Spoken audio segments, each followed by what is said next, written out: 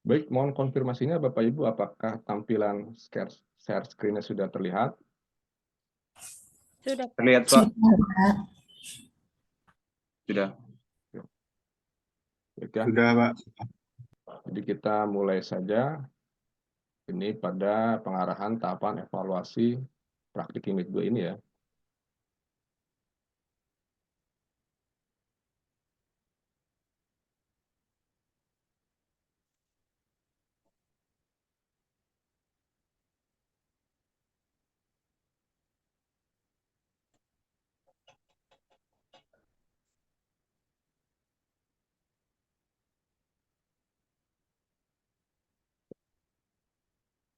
Stop dulu nih, please.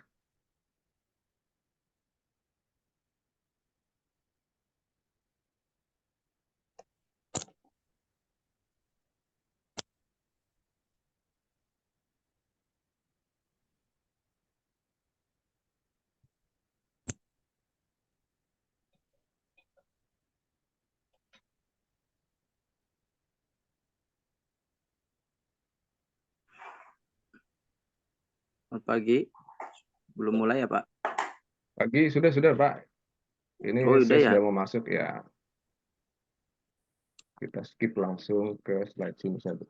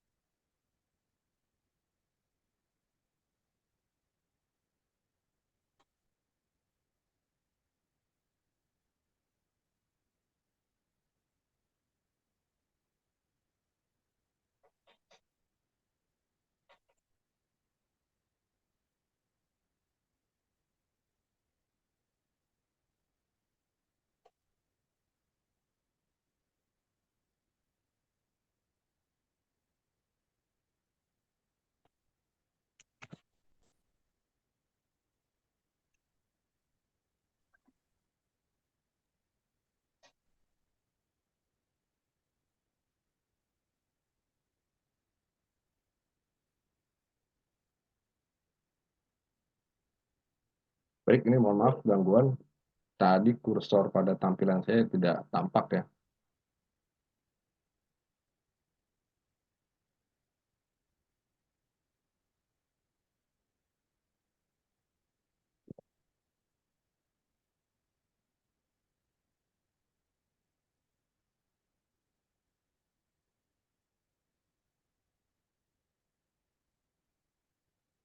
Oke. Sudah terlihat ya Bapak Ibu ya? Sudah, Pak. Sudah, Sudah. Pak. Sudah, Pak. Nah, ini slide pada definisi ya tentang evaluasi penyuluhan pertanian. Nah, sebetulnya untuk masalah penggunaan Slide-nya nggak definisinya, nampak, Pak. tidak tampak. Yang lainnya tampak tidak? Tampak, Pak. Tampak. Evaluasi penyuluhan pertanian. Oh ya, mungkin masih Pengaruh loading sinyal Pak ya. juga nih, Pak. Ya, masih loading ya, mungkin masih sinyalnya. Baik, untuk Tidak apa-apa, Pak. Nanti saya dengar suaranya aja, Pak. ya boleh. Jadi untuk definisinya, memang ini definisi yang umum ya, bahwa evaluasi penyuluhan pertanian yaitu proses untuk menentukan relevansi, efisiensi, dan dampak kegiatan-kegiatan program penyuluhan sesuai tujuan yang akan dicapai secara sistematis dan objektif. Nah, saya mau tahan di sini agak lebih lama ini Bapak Ibu. Jadi ketika misalkan dalam teori pembelajaran, teori pendidikan, itu ada 3 aspek yang secara umum dinilai ya, yaitu aspek kognitif, afektif, dan juga psikomotorik. Nah, saya ingin menempatkan beranalogi juga, misalkan pada saat ini itu mahasiswa sedang melakukan perkuliahan ya. Nah, kalau misalkan kita mengevaluasi secara kognitif, Bapak Ibu misalkan di akhir semester mengikuti kegiatan ujian akhir semester, itu adalah salah satu contoh bentuk evaluasi dalam aspek kognitif. Nah, pada aspek psikomotorik, nah ini yang sedang Bapak Ibu lakukan, yaitu melaksanakan praktik ya. Jadi dinilai apakah Bapak Ibu terampil dalam menerapkan materi-materi yang diberikan atau tidak. Nah, ini sebetulnya tidak terlalu berdampak secara kohersif ya, yang artinya ketika misalkan seseorang itu bisa dinyatakan memiliki pengetahuan yang tinggi, belum tentu psikomotoriknya juga tinggi. Gitu. Jadi kalau misalkan Bapak Ibu menghafal satu buku BMP, itu dihafal seluruhnya, itu dijamin bahwa UAS itu pasti nilainya bagus. Tapi kalau misalkan ditanya ataupun diberikan instruksi untuk melakukan sebuah praktik, baik itu penyusunan program ataupun evaluasi penyuluhan pertanian, ya belum tentu hasilnya sebagus pada saat melaksanakan UAS. Nah, itu yang dimaksud dengan bisa jadi tidak linier ya. Jadi aspek misalkan yang diukur pengertian atau juga psikomotoriknya. Begitu juga dengan aspek afektif. Jadi aspek minat ini. Kalau seandainya misalkan kita lihat 80% mahasiswa prodi agribisnis UT itu nilainya sangat baik pada mata kuliah LUHT 4429. Tapi ketika disurvei sikapnya ataupun minatnya, ketertarikannya terhadap mata kuliah ini ternyata justru menunjukkan sebaliknya. Justru mayoritas itu mahasiswa prodi agribisnis UT justru tidak memiliki minat ataupun ketertarikan untuk mempelajari lebih dalam mata kuliah ini. Jadi sekali lagi bahwa tiga aspek ini bisa jadi tidak linear ataupun tidak berhubungan karena banyak faktor yang bisa mempengaruhi. Maka itu harus dilakukan evaluasi secara berbeda, baik pada aspek kognitifnya, afektif maupun juga psikomotoriknya. Nah, makanya pada saat kita misalkan melakukan survei minat, ketertarikan mahasiswa UT terhadap mata kuliah ini, LUHT 4429, ternyata ya penyebab nilainya bagus pada saat UAS dan juga laporan praktiknya bagus, itu bukan karena tertarik, tapi justru karena mata kuliah ini menjadi salah satu syarat untuk mengikuti TAP. Ya, artinya kalau misalkan mata kuliah ini tidak lulus, ya tidak bisa diwisuda, seperti itu. Jadi bisa saja berbeda. Nah, saya ingin menempatkan makanya pada saat ini kalau seandainya mahasiswa melakukan sebuah evaluasi penyuluhan gitu, maka data-datanya tentu saja diambil dari petani gitu, dan data ini dirujuk ataupun direkomendasikan kepada nanti hasilnya itu hasil evaluasi ini itu direkomendasikan kepada pihak penyelenggara penyuluhan. Nah, nanti pada saat pembahasan selanjutnya itu akan ditemukan hal-hal yang rigid, hal-hal yang kaku. Kenapa? Karena memang evaluasi penyuluhan ini sangat terikat pada karakteristik prosedur ilmiah. Sehingga kalau misalnya kita katakan itu metode maupun juga cara-caranya, langkah-langkahnya itu harus bisa dipertanggungjawabkan secara akademis. Karena sekarang tidak mungkin saya menilai laporan praktik mahasiswa hanya dari caranya, misalkan menjawab sebuah pesan, caranya menyampaikan pertanyaan, itu kan tidak fair dan juga tidak objektif. Makanya harus ditentukan prosedur-prosedurnya, dan prosedur-prosedur ini harus dipertanggungjawabkan secara ilmiah. Nah, kita masuk ke tahapan pertama ini, yaitu merumuskan tujuan evaluasi penyuluhan pertanian. Nah, sebetulnya mudah saja. Jadi kalau misalkan ditanya apa yang harus kita evaluasi, tentu saja program penyuluhan yang sudah dilaksanakan. Nah, bagaimana kita mengetahuinya? Ya, sekali lagi, misalkan kita bisa datang ke kantor BPP dan kita periksa dokumen program penyuluhannya. Kemudian kita tentukan program penyuluhan yang akan kita evaluasi. Tapi yang harus diingat bahwa BPP ini bukan satu-satunya pihak penyelenggara penyuluhan, karena masih ada misalkan penyuluhan yang dilakukan secara swadaya ya oleh perorangan ataupun juga LSM, organisasi lainnya, bahkan dari pihak akademisi. Nah, ini biasanya dari universitas, dosen-dosennya karena salah satu tugas dosen adalah melakukan pengabdian masyarakat, itu punya kelompok-kelompok binaan dan sering melakukan penyuluhan. Jadi rekan-rekan juga bisa menjadikan itu opsi untuk melakukan evaluasi penyuluhan. Nah, untuk merumuskan tujuan evaluasi ini, tentu saja kita harus melihat dari tujuan program penyuluhannya ya. Ingat, tujuan programnya bukan tujuan programannya. Nah, caranya mudah, sebetulnya kita hanya cukup menambahkan frasa, yaitu gabungan kata-kata yang menunjukkan dari tujuan evaluasi penyuluhan itu sendiri. Dalam hal ini saya mengambil contoh, yaitu aspek ini ya, aspek kognitif ya, aspek pengetahuan. Jadi mengetahui nilai rata-rata pengetahuan. Sebetulnya untuk menambah frasanya itu cukup mengetahui tingkat pengetahuan. Nah, itu sebetulnya sudah cukup gitu. Mengetahui tingkat minat, mengetahui tingkat keterampilan, itu sebetulnya sudah cukup. Tapi pada saat contoh ini itu saya menggunakan hal yang lebih spesifik. Jadi ada nilai rata-rata yang akan saya hitung. Makanya saya tulis mengetahui nilai rata-rata pengetahuan. Dan sekali lagi bahwa kalimat tujuan evaluasi program penyuluhan itu harus dinyatakan dalam bentuk kalimat pernyataan positif yang spesifik dan terukur.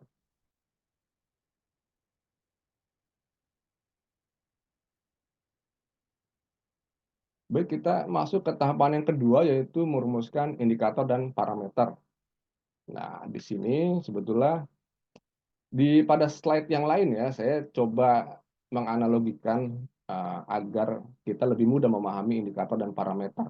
Jadi pada saat air mendidih gitu, ditanya apa indikator dari air mendidih. Jadi apa yang tampak, apa kriteria yang menjelaskan dari air itu mendidih. Nah, salah satunya yaitu air dikatakan mendidih jika terdapat gelembung-gelembung udara di atas permukaan air. Ataupun air dikatakan mendidih jika ada uap air yang uap air yang berada di atas permukaan air tersebut. Nah, itu yang disebut dengan indikator. Nah, dalam bahasa lain, indikator itu yaitu kriteria-kriteria yang mampu menjelaskan dari suatu objek yang hendak diukur. Sedangkan parameter itu adalah ukuran-ukuran spesifik yang menjelaskan indikator. Jadi kalau misalkan ada indikator, di breakdown lagi itu yang disebut dengan parameter. Atau indikator bisa dicacah lagi dalam penjelasan-penjelasan yang lebih spesifik, itu disebut parameter. Nah, ini pun juga sama ya. Pada prinsipnya kita harus tahu itu kerangka acuan materi. Nah, ini biasanya digunakan juga oleh ini ya, misalkan pengajar seperti dosen ataupun guru itu dalam membuat sebuah materi itu harus ada kerangka acuannya.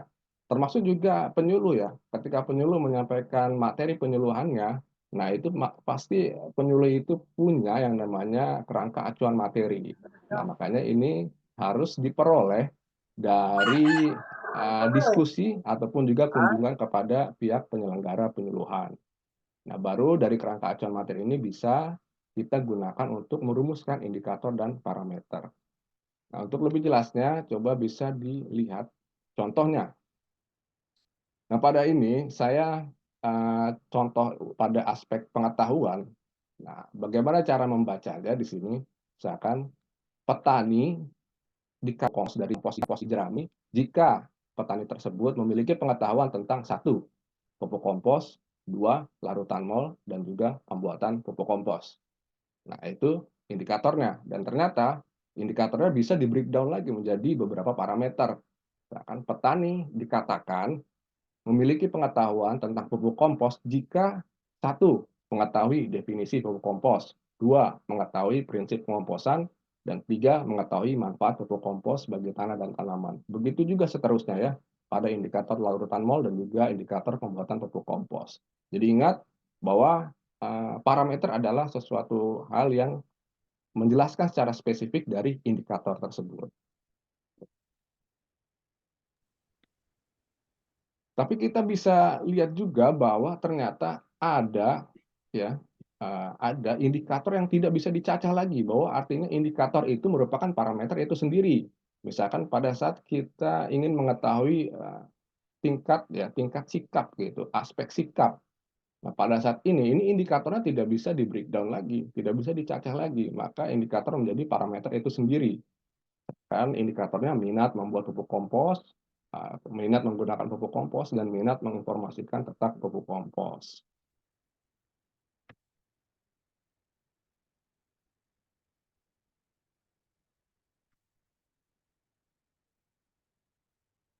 Baik, tahapan yang selanjutnya yaitu membuat instrumen evaluasi penyuluhan pertanian. Nah, instrumen ini memang biasa digunakan istilah-istilah pada penelitian ya. Tapi karena memang kita ini karakteristiknya prosedur ilmiah, pada prinsipnya memang kita melakukan penelitian. Makanya istilah yang digunakan adalah instrumen. Ataupun dalam bahasa lain adalah alat ukur. Sama seperti misalkan Bapak Ibu ingin mengukur sebuah massa ya, mengukur massa sebuah benda gitu. Tentunya alat ukur yang digunakan adalah timbangan. Ataupun Bapak Ibu ingin mengukur jarak ataupun lintasan, maka alat ukur yang digunakan adalah meteran. Nah, itu yang disebut dengan instrumen sebetulnya. Tapi pada penelitian sosial seperti penelitian pada agribisnis, itu instrumen yang digunakan ada yang umum ya bisa digunakan adalah yang kita sebut dengan misalkan pada saat wawancara ya instrumennya adalah panduan wawancara. Ketika kita melakukan survei, instrumen yang digunakan adalah kuesioner. Jadi alat ukurnya itu bukan alat ukur yang menunjukkan kuantifikasi ya, tapi yang menunjukkan kualifikasi ataupun secara kualitatif kita mengukurnya. Jadi antara kalau kita melakukan wawancara, instrumennya adalah panduan wawancara. Kalau kita melakukan survei, instrumennya adalah kuesioner. Nah, yang perlu diperhatikan ada tiga tiga tiga hal ketika kita membuat instrumen evaluasi. Yang pertama adalah kita harus memasukkan atau memuat data karakteristik responden. Nah, seperti contoh misalkan nama, usia, jenis kelamin, tingkat pendidikan, dan sebagainya macamnya. Ini hanya contoh, tidak dijadikan rujukan yang baku juga, namun disesuaikan dengan kebutuhan. Apa yang akan kita evaluasi sekiranya data-data yang relevan bisa kita masukkan. Dan yang kedua adalah membuat pertanyaan atau pernyataan dari berdasarkan indikator dan parameter yang sudah kita rumuskan pada saat tahap yang kedua. Nah, jadi kalau misalkan tadi dikatakan misalkan indikator pada aspek pengetahuan ya, indikator petani dikatakan memiliki pengetahuan tentang membuat pupuk kompos itu jika petani mengetahui ataupun memiliki pengetahuan tentang pupuk kompos dan salah satu parameternya adalah mengetahui definisi dari pupuk kompos. Kemudian kita bisa mentransformasikannya menjadi sebuah pertanyaan ataupun pernyataan. Nah, pada intinya sebetulnya pertanyaan, tapi ada formatnya bentuknya pertanyaan, ada juga formatnya dalam bentuk pernyataan. Nah, ini pada contoh yang kolom yang pertama itu adalah bentuk pertanyaan yang jawabannya berupa pilihan ganda. Sedangkan pada yang kolom kedua itu yang indikator pembuatan pupuk kompos itu adalah contoh dari pernyataan. Pernyataan yang jawabannya itu merupakan opsional, benar ataupun salah. Nah, dari dua kolom ini adalah jenis pertanyaan ataupun pernyataan yang disebut sebagai pertanyaan terbuka. Pertanyaan tertutup. Kenapa? Karena jawabannya sudah disediakan. Berbeda pada kolom 3 nih, larutan mol. Jadi bentuk pertanyaannya adalah bagaimana cara membuat larutan mol. Jelaskan tahapannya. Ini adalah salah satu bentuk pertanyaan terbuka. Jadi tidak ada opsi jawabannya. Nah, saran dari saya ketika nanti rekan-rekan membuat instrumen, karena sekarang masih proses pembelajaran, saya sarankan untuk membuat pertanyaan ataupun pernyataan yang tertutup. Jadi sudah disediakan jawabannya. Kenapa? Karena semakin kita membuat pertanyaan ataupun pernyataan itu terbuka, maka kita akan semakin sulit untuk membuat pembobotan nilainya ataupun skorsingnya. Kita akan sulit menentukan secara penilai dari jawaban-jawaban yang akan kita peroleh. Gitu. Jadi kalau misalkan ditanya apa yang dimaksud dengan pupuk kompos, ternyata petani menjawabnya justru malah langkah-langkahnya. Pupuk kompos adalah pupuk yang dibuat dengan cara seperti A, terus kemudian langkahnya B, dilanjutkan dengan C. Nah, kita akan bingung. Nah, ini yang paling sering terjadi gitu. Ketika ditanya misalkan definisinya, ya apa yang berada di pikiran petani itu langsung dijawab saja hal seperti itu. Nah, kita akan bingung apakah ini petani ini menjawab pertanyaan dari kita atau tidak. Nah, itu akan semakin sulit. Maka sekali lagi saran saya sebaiknya dibuat pertanyaan ataupun pernyataan dengan sifat yang tertutup ya, ditentukan jawabannya.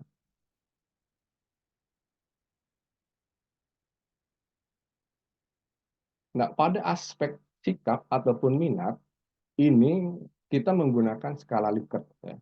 Jadi kalau misalkan Bapak, Ibu pernah mengisi kuesioner survei, nah itu biasanya kan ada opsi-opsi pertanyaan tuh. Sangat berminat, gitu, tidak berminat, gitu, sangat setuju, tidak setuju, dan opsi-opsinya.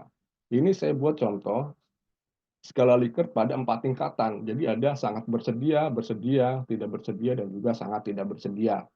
Nah, prinsipnya memang tingkatan-tingkatan pada skala Likert ini harus dipertegas itu perbedaannya. Jadi antara satu dengan yang lainnya, sangat bersedia dengan bersedia itu sangat jelas perbedaannya. Makanya biasanya suka ada yang ditambah, misalkan ada 5 tingkatan skala Likert atau bahkan sampai dengan 7, itu dimasukkan misalkan ragu-ragu gitu, ada opsi ragu-ragu. Nah, pengalaman saya tidak pernah membuat kuesioner ya dalam tingkatan Likertnya itu menggunakan opsi ragu-ragu karena menurut saya ragu-ragu itu tidak tegas gitu perbedaannya.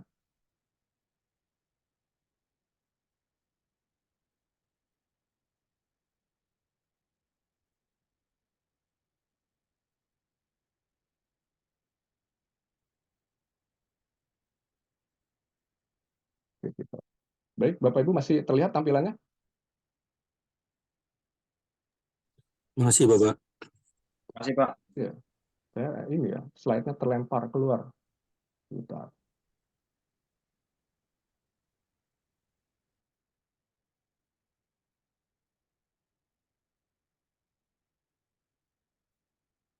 Ya. Jadi seperti itu ya. Jadi ketika kita membuat pertanyaan atau pertanyaan menggunakan skala Likert ini untuk mengukur aspek minat ya. Nah, yang ketiga adalah kita membuat pedoman penskoran. Sama seperti Bapak Ibu diminta untuk membuat soal. Nah, tentunya kan itu harus ada pedoman penskorannya, pembobotannya. Misalkan jawabannya seperti ini, maka mendapatkan nilai sebesar ini. Kemudian dikategorikan. Kalau misalkan jawabannya pada rentan sekian, maka dikatakan jawaban itu baik, cukup, atau kurang. Dan ini saya contohkan dari contoh yang paling sederhana, misalkan terdapat 10 soal pilihan ganda di mana satu soal memiliki bobot nilai sebesar 10. Nah, itu bisa dijawab bahwa nanti hasil skor maksimalnya adalah 100. Jadi kalau misalkan dari totalnya itu 8 jawaban benar, maka 80, maka itu jawaban responden itu dinyatakan baik. Begitu juga dengan contoh-contoh seterusnya ya, misalkan 50 ternyata masuk dalam kriteria cukup. Kalau 30 masuk dalam kriteria kurang. Tapi memang tidak menutup kemungkinan dalam setiap satu soal itu memiliki bobot nilai yang berbeda. Jadi misalkan ada 8 soal, kita buat. Nah, satu soal ada yang memiliki bobot 20, satu soal juga ada yang memiliki bobot 5. Nah, itu tergantung penekanan ataupun tergantung dari kerangka acuan materi. Ketika misalkan pihak penyelenggara penyuluhan mengatakan bahwa materi ini itu dirasa lebih penting daripada materi yang lainnya, maka memiliki bobot nilai lebih besar. Nah, itu juga harus dirumuskan oleh mahasiswa. Jadi, makanya saran saya lebih baik banyak-banyak diskusi dengan pihak penyelenggara penyuluhan. Nah, berbeda dengan aspek minat, itu yang menggunakan skala Likert, ini perhitungannya, pembobotan nilainya itu berbeda ya. Ini agak lebih kompleks, yang artinya harus dilihat dari bobot nilainya. Nah, untuk materi ini sebetulnya sudah saya sampaikan juga di slide yang berbeda ya. Jadi bagaimana cara menghitungnya, nanti rekan-rekan bisa pelajari sendiri. Pada intinya bahwa itu harus diukur, misalkan bobot nilai yang paling besar dengan yang paling kecil. Ya, ini bisa dilihat 30 kali 4 itu adalah bobot nilai yang paling besar, 120. Sedangkan pada 30 kali 1 itu adalah bobot nilai yang paling kecil. Sehingga selisih antara 120 dengan 30 yaitu 90 karena ini memiliki 4 tingkatan maka dibagi 4, 90 dibagi 4. Nah, sekitar jadi intervalnya itu sekitar 22,5. Makanya kalau kita lihat 30 sampai dengan 52, nah itu kan selisihnya 22 sampai dengan 22,5. Itu memiliki kriteria kurang baik. Terus 53 sampai dengan 75 memiliki kriteria cukup baik. Jadi kalau misalkan kita lakukan perhitungan penskoran, salah satu responden misalkan mendapatkan nilai 80 gitu, maka kita lihat bahwa kriterianya adalah baik.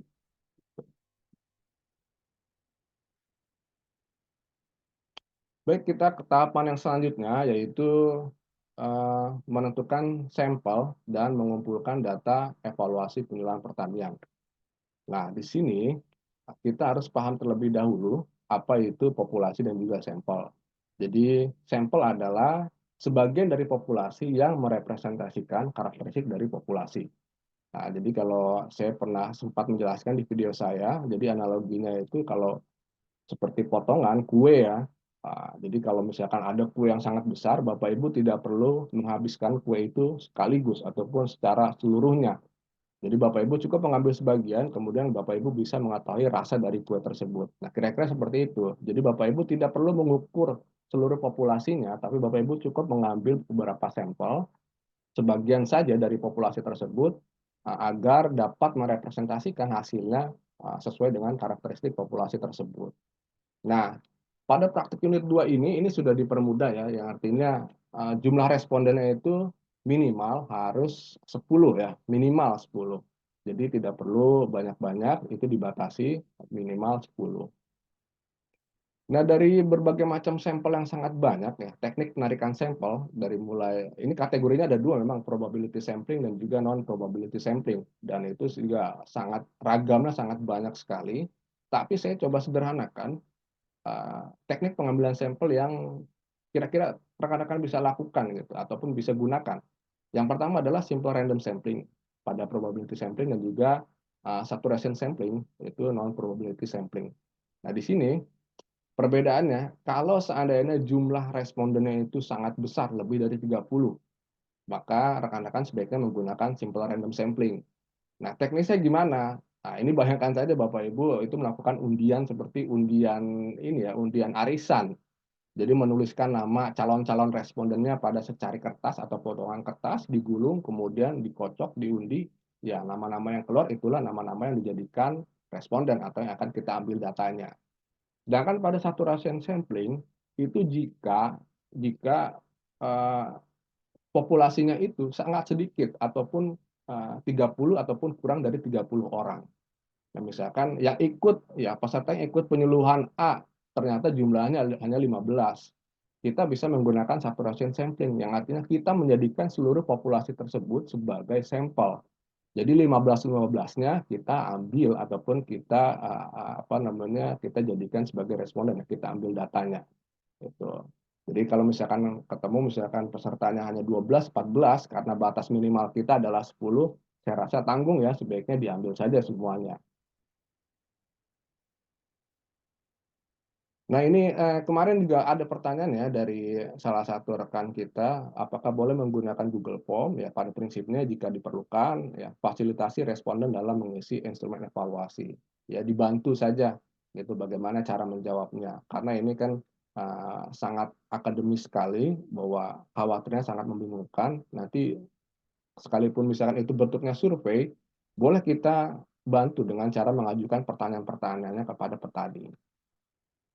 Nah, ini juga tidak kalah penting ya, jika menggunakan kita mengukur aspek minat menggunakan skala Likert yang sebelumnya sudah saya bahas, itu harus dilakukan uji validitas dan uji reliabilitas.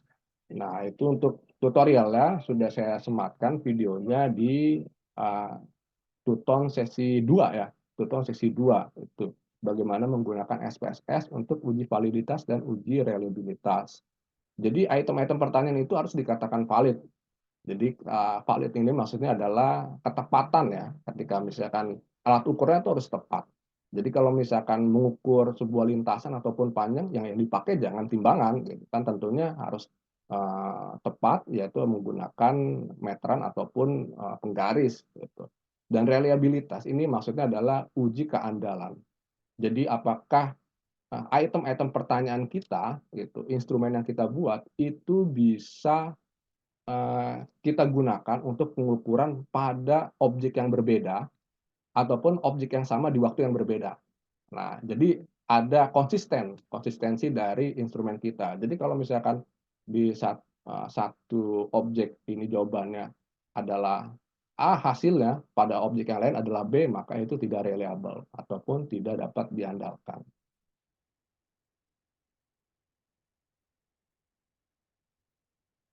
Oke, untuk tahap yang berikutnya yaitu menginterpretasi dan menganalisis data. Saya rasa ini sangat mudah sekali untuk dikuasai. Materinya pun sudah saya jelaskan bagaimana Apa perbedaan ya? Apa perbedaan interpretasi dan analisis data terlebih dahulu gitu. Jadi karena memang nanti datanya itu bisa berupa kuantitatif dan juga kualitatif, bisa berupa tabel, grafik, dan juga deskripsi. Nah, intinya kalau interpretasi data itu adalah membaca hanya informasi keragaannya saja. Bapak A pada data ini memiliki usia 58 tahun. Tapi ketika bicara masalah analisis data, ada proses menggabungkan, ada proses membandingkan di antara data yang lain. Bapak A ternyata dari total responden adalah responden yang paling tua. Jadi ini kan proses membandingkannya ini yang disebut dengan analisis data.